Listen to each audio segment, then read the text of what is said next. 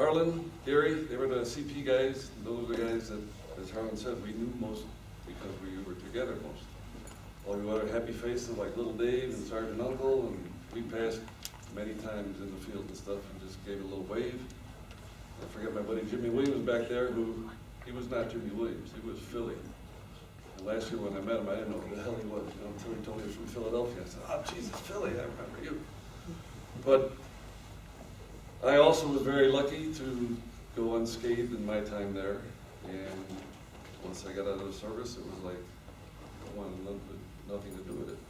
And I totally removed myself from it until John Pugh and Lynn Baker started putting out information over the web and stuff like that. And basically John formed lists, and he was coming up with guys that, oh, I remember this guy, I remember that guy. It took a while, but I got my buddy Frank to join us here. I've been working on a few others from the 4th platoon, and last one I heard from was Cookie, Bob Cook. Many of you guys might have known him. He also served in our platoon in the 4th and in the CP. But you know, after we de-roast out of there, it was like adios, my friends. It was good to be away. And after serving in the civilian military, which was AT&T for 41 and a half years, I got to enjoy retirement in 2007.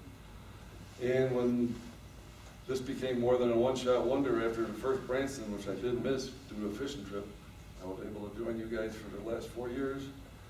It's been a pleasure and a privilege. I had the privilege this year of meeting Gary Augustine, who we all served with, but he was just a name from the East. And when the DAV had a conference here in Denver, I was able to meet him through a friend of mine who was a national officer from Nebraska. So I did get to meet Gary, and in spite of the legend, he's only this big, I'm just a little guy. I don't know how he did so much with what he had, but as I said, it was a privilege to meet him. I know he'd like to have us in Washington, and I know everybody'd like to go see the monuments and everything else, but I agree that Branson's probably the place to go because you've been there before, you know what to expect, and more people can attend. I think Washington probably priced a lot of people out. So that's about all I got from last year, and it's a good thing to see all of you again. And looking forward to doing it again next year.